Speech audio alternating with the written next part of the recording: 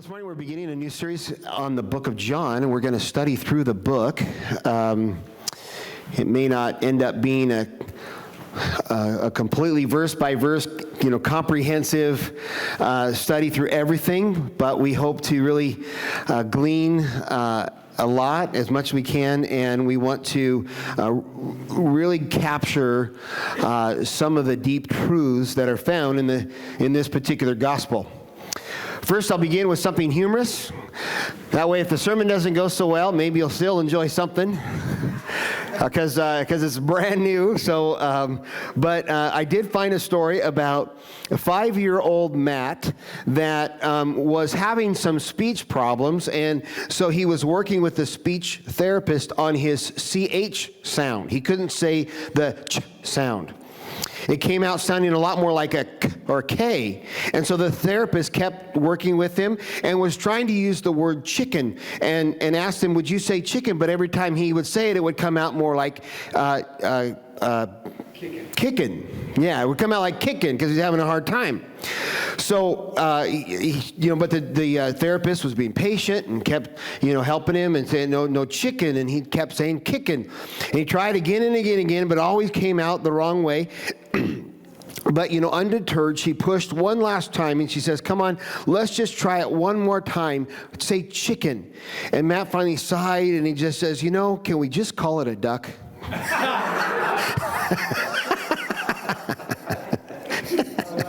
Yeah. Let's just find a different road. Okay.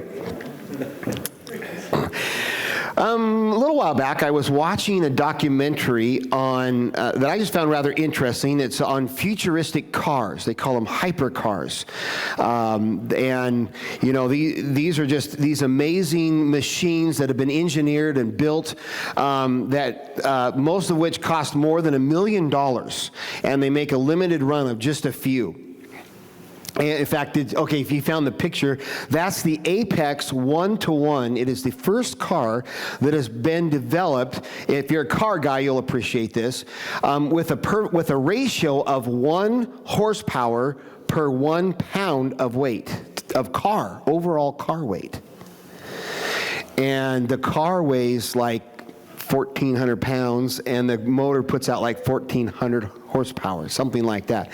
So it's the first car to achieve that goal, and it was kind of amazing. And we're watching this. It was really interesting. I just loved watching all these cars, all they were doing, and basically it's the idea of building tomorrow's car today. And he's going through this, and this car manufacturer, their next project will be an all-electric hypercar, which will be really an interesting project. And what kind of caught me off guard is they talked about why they were building this electric car. First time I heard this. The reason is because, and there's electric cars out there. We're looking at economy and so on. But this first time I heard this, he said there is only 58 years of crude oil left in the ground. That was shocking to me. That was a surprise. And so he kind of went on. He says, the world will change. We will be forced to think differently about every aspect of our lives that is somehow affected through oil consumption. Obviously, gasoline is the biggest portion of that, but there are lots of other areas that affects. Now, that astounded me. At 58 years of crude oil, I thought, I'm 50 now. That number has whole new meaning to me. That is not very long. 58 years is not a long time. I looked a little bit further, because this documentary probably a couple years old or whatever.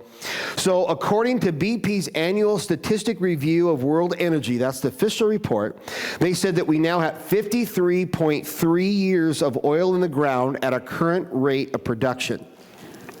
Official quote. I found even more amazing about that statement then that we're not only talking, they know how many years, they know how many months. And this is narrowed down. But then the guy that was he just kind of made this off comment. It kind of caught my attention. I've been thinking about it. But then he said, but then what really got me was the next thing he said. And so all this is kind of leading to this statement. he said, so they're pushing forward. They're trying to push the envelope on moving away from fuel-based vehicles and moving to electric and alternative energy resources. But then he said something that I thought was just so profound. He said, we're looking ahead and trying to develop and live ahead of the curve, because he said most people don't change because they know they should. They only change when they have to. It is. How true that is in our lives. How much do we know that we should do, but it's only when we absolutely have to. Now, he's talking in the context of cars, oil consumption, gasoline, and so on. I thought it is just so true. And as I reflected upon that, it really maybe it helped me to draw out the inspiration of wanting to study the book of John. Partly it was just a thought. It was something I was leaning towards. Part of it I felt was maybe a spiritual leaning that I couldn't yet define. But as I was thinking about the correlation of all that, I guess I just have this sense in my spirit that there is a need for us to change our commitment to the gospel of Jesus Christ. I look around, I see troubled times in our future. I look around, I see division in our country. I see hardship in the lives of people. I see the needs around the world that are growing. I see churches that are struggling and Christians that have been faithful and they are just discouraged and don't know what to do. I see other people that are absolutely uncommitted to the cause of Jesus Christ, even when they believe in him. I see people ashamed of the gospel. I see a need for us to be bolder in our proclamation of who Jesus is. There's just, I guess in short, I see a world that either because we're clueless or careless has a tendency to just coast through life and not focus on the most important things.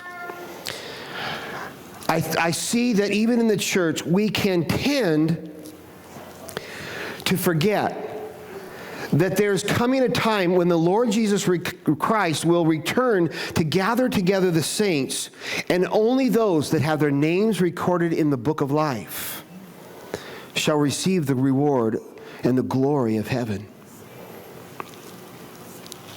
I wanted just to reinvest ourselves in the story of Jesus. I wanted to revisit the story. I hope that we could look at the gospel of Jesus, what he did, what he said, how he lived. I hope that we could learn something that might cause us all to consider again and consider anew, consider afresh his life, his mission, his salvation, that we would be changed.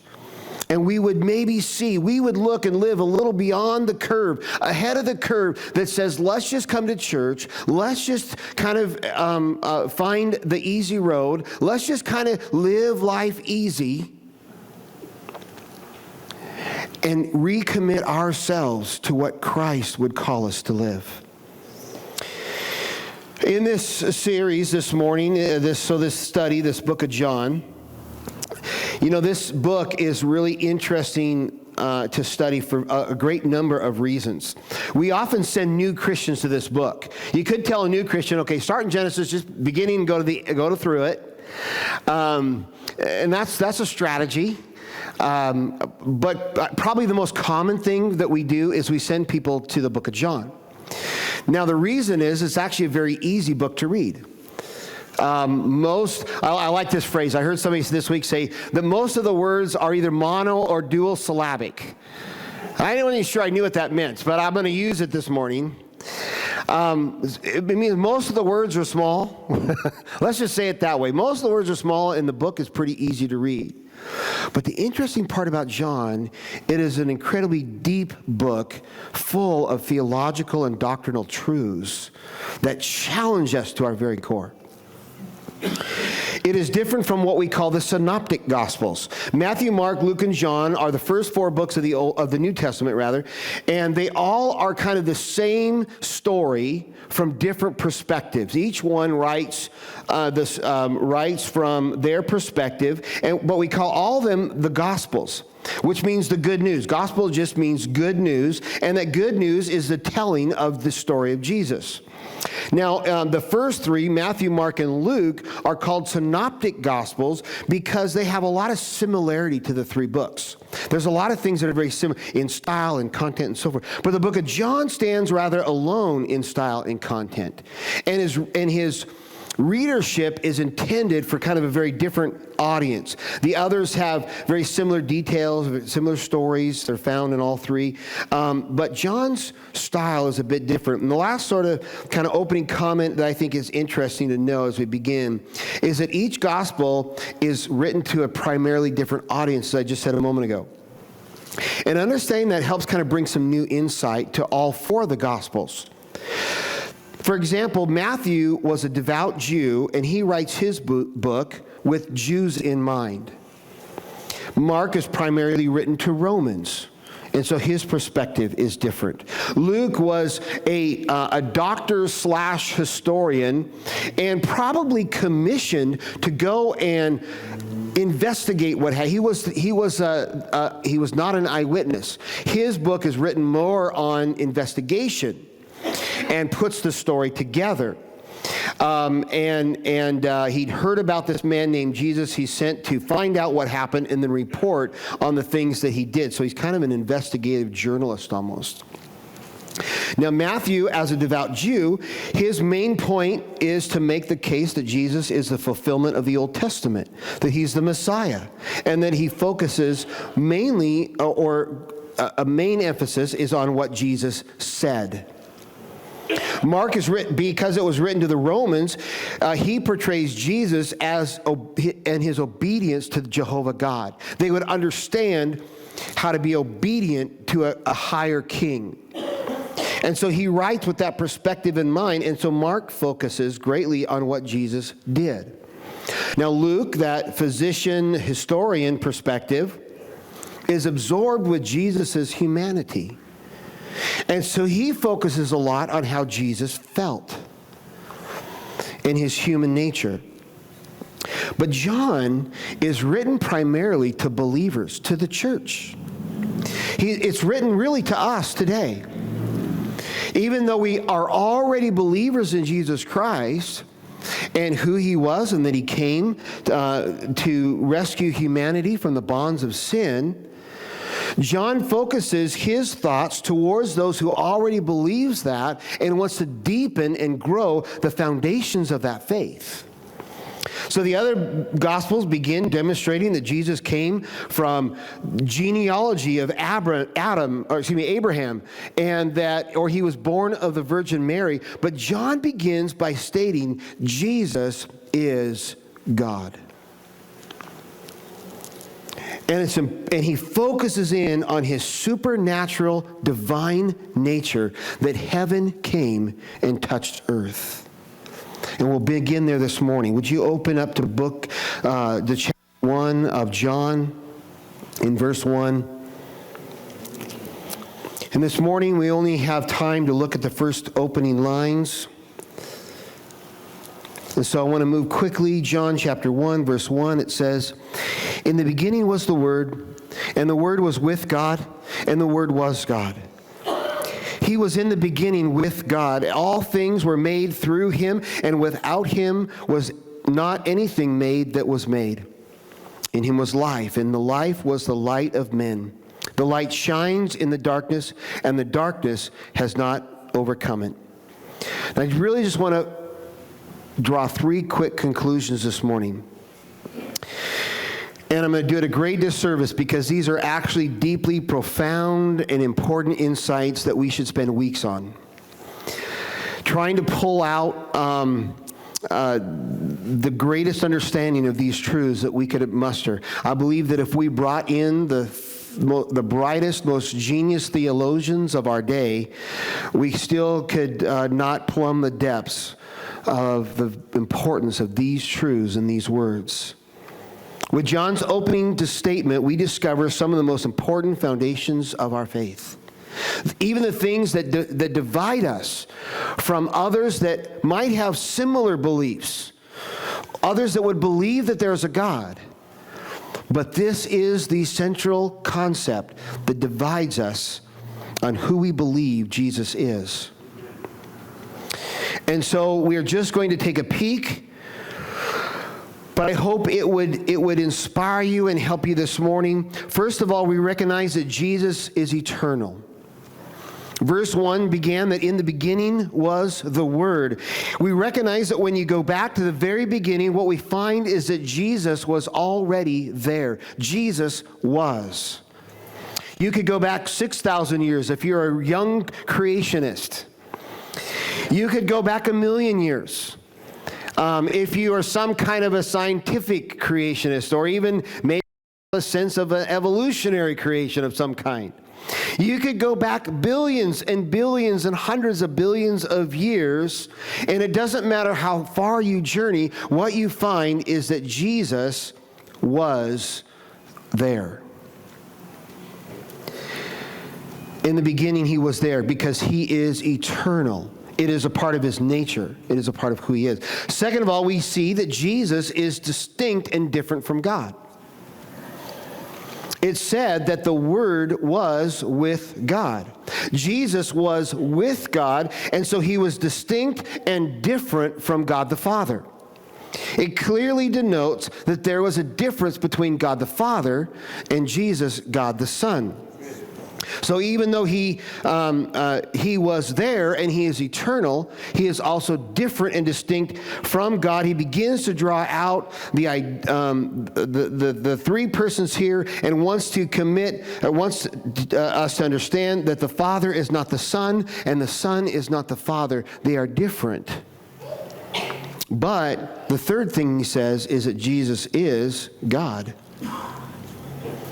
Jesus was God, that opening verse said. So he's eternal, he's distinct from God, but he is also still God. John wants us to see this great mystery of what we now call the Trinity, that with the Holy Spirit, God is three persons in one. And to clarify it further, John repeats it in verse 2. He goes on and says, he was in the beginning with God. He repeats it there and seems to make the point that it's so important that we understand that he is separate from God, but he is also God. When we read this story of Jesus, we are clearly reading the story of God's visit to our timeline. And that's who we need to have in mind when we think about this person that we read about. Jesus is God come to us. And so with this in mind, John wants us to see his creative nature and his all-powerful nature of Jesus. Look in verse 3, it says, all things were made through him, and without him nothing was not anything made that was made. We look here at John's leading to see that just as Jesus is God, he is also then he is a part of this powerful creative force that is in control of all things, and in him all things have ever been done. Verse 4 and 5, he says, Jesus is life and brings light into darkness. You know, yesterday's devotion, if you're reading through Our Daily Bread, and we mentioned this last week, I want to keep this in our forefront, that I hope you are spending time every day with the Lord. And Our Daily Breads are in the back. This month is almost over. The next one starts in October, and you're welcome to take one. But yesterday's devotion was based on Psalms 55:22, which says, cast your cares on the Lord. He will sustain you. You know, you need to know who the Lord is, and you need to be able to believe that whatever you're facing in your life, whatever you're going through, whatever trial you might encounter, that he can sustain you because he is God. Because he is able, he is willing to hold you together when you live with him. John wants us to understand that Jesus is God. He has also come to earth. He is all powerful, but he's also all humanity. He is all things, and that is why we can trust him with all things. And he begins to lay this foundation of who he was.